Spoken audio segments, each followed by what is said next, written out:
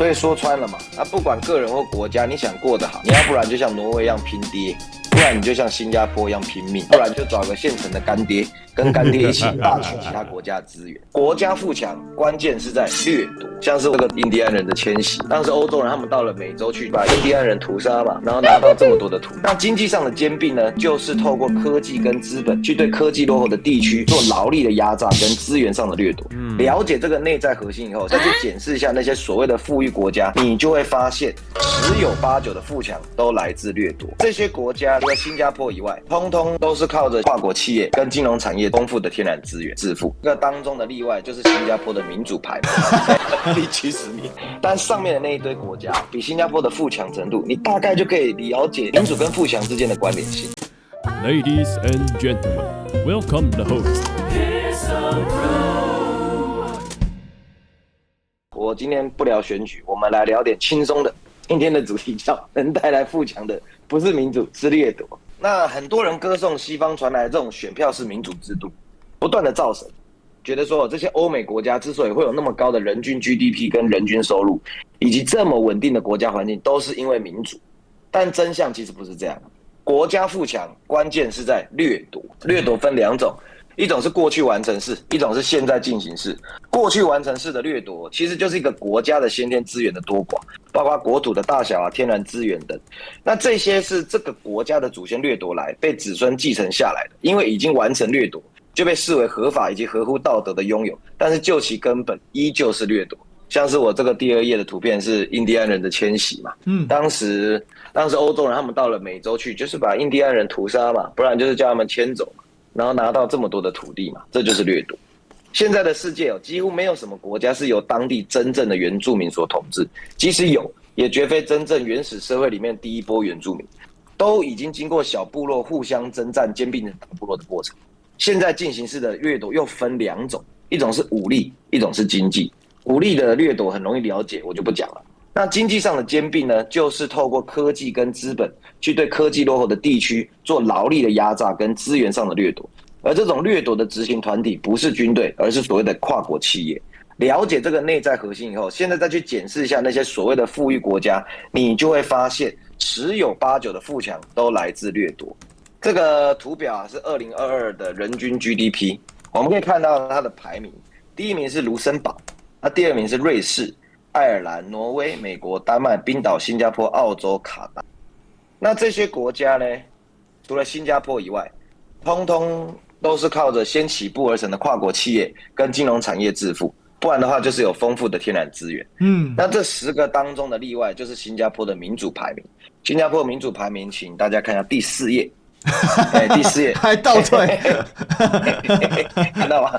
塞不下，第70名，第70名，还倒退4名，太惨了吧！而且这是2022年的资料，但上面的那一堆国家比新加坡的富强程度，你大概就可以了解民主跟富强之间的关联性了。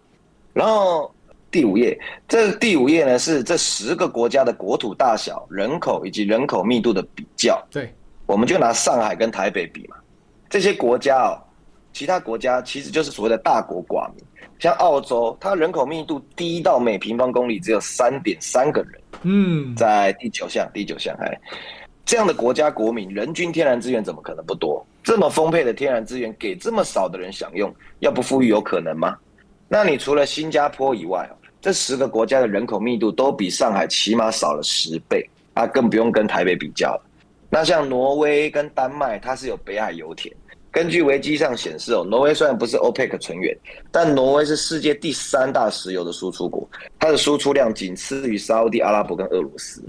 那像卢森堡、瑞士跟爱尔兰，虽然天然资源不多，可是他们靠另外一种掠夺方式，也搞成世界首富。什么方式呢？我们看第6页，看到那个帅气的那个志祺七七，那个时候对七哥，那时候还没整形。卢森堡跟瑞士他们为什么可以这么富裕呢？因为他们的银行业十分发达。卢森堡全国只有60万人，但是国内银行却多达130家，吸收的存款达3000到4000亿美金。那为什么卢森堡的银行业那么发达？它关键就是避税嘛。瑞士跟卢森堡都曾经是避税的天堂，在这个利基之下发展起来的金融业，其实就等于是世界级资本家的账房。几乎每一个卢森堡的家庭就有一个人在银行工作，一个卢森堡家庭里面就会有一个人在银行工作哦。在可以跟世界级掠夺者共享掠夺成果的前提下，卢森堡跟瑞士怎么可能不有钱？那爱尔兰呢？是因为跟美国有种族还有文化上的同源，还有低税负的关系，也成为很多美国公司的欧洲总部。那当然啦，这招会在这些国家奏效，绝对跟人口密度不高有关。我们反过来看看香港就知道啦，都是金融中心。你看香港跟这些国家一样啊，可是问题是他们的人口密度高啊，所以都是金融中心，也都是避税天堂。可是香港很多底层百姓的生活是苦不堪言的在马桶旁边做菜，好难想象。对啊，哎呀，这个就是很多香港人他们的居住房子啦。所以我很多香港朋友，我有很多员工是香港人，他们为什么在大学毕业之后都很喜欢回来台湾工作？因为香港的居住环境条件太差了。所以说穿了嘛，不管个人或国家，你想过得好，你要不然就像挪威一样拼爹，不然你就像新加坡一样拼命。如果你没有爹可以拼你又不想拼命，那你就眼睛放亮点啊！没天生的好爹，就找个现成的干爹，跟干爹一起大取其他国家的资源。那接下来大家就在想那台湾凭什么那么富裕啊？我们的富裕除了半导体业的10万青年、10万干以外呢，我们台湾在这个剥削产业链其实也是有角色的。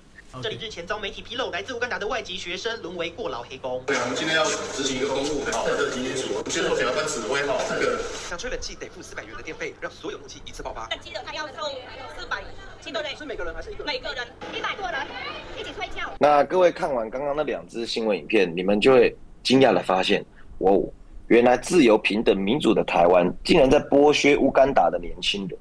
台湾还没有成为美国的殖民地，就已经先学会当年美国奴役黑人的传统了。那我放的这2个新闻，它不会是个案，因为只要大家去搜寻一下，我们剥削外籍人士，住宿环境极糟，克扣工资，长时间劳动，根本已经行之有年了。大家还记得当年高雄捷运太老的暴动事件吗？所以什么民主给台湾富强，都是那些没有流过苦汉的晋惠帝级的政治人物跟媒体人的幼稚见解。那实际上撑着台湾30多年政治斗争空转，还可以让台湾不倒的力量，就是靠剥削落后国家嘛。那包括外劳制度剥削越南、菲律宾、印尼等国家，还有靠着台商先一步累积的资金跟技术去剥削大陆劳工啊。我们其实随便一 Google， 类似的资料非常多，只要你用心观察，真相都藏在我们生活随处可见的新闻里面。那苹果利润它高达40%，但是它分给富士康的只有个位数的几%而已。这就是支持民主的力量啊！你能有多民主，就靠背后有多狠的掠夺。哇，好扯哦！苹果公司拿了58.5%，是，哇塞，真的，我们的利润比中国劳工还低耶。苹果他们吃掉最大的一块饼。那其他的，我们这些亚洲低阶人，我们就是拿那一小小的零头。所以大家知道美国为什么这么富有了吗？就是靠这个。职业，我想大家应该多多少少都知道啦。我们台积电被美国挖去，然后还被美国坑杀，说好的补助金也不给。对，说南韩还比较聪明一点，他说你补助金先来，我再过去。对啊，被以学院凹到了。那在这个全世界的剥削体系当中呢，我们台湾就是被美国剥削的那个环节。当然啦，我们台湾也不是多善良的，我们也往下再剥削更低阶的国家。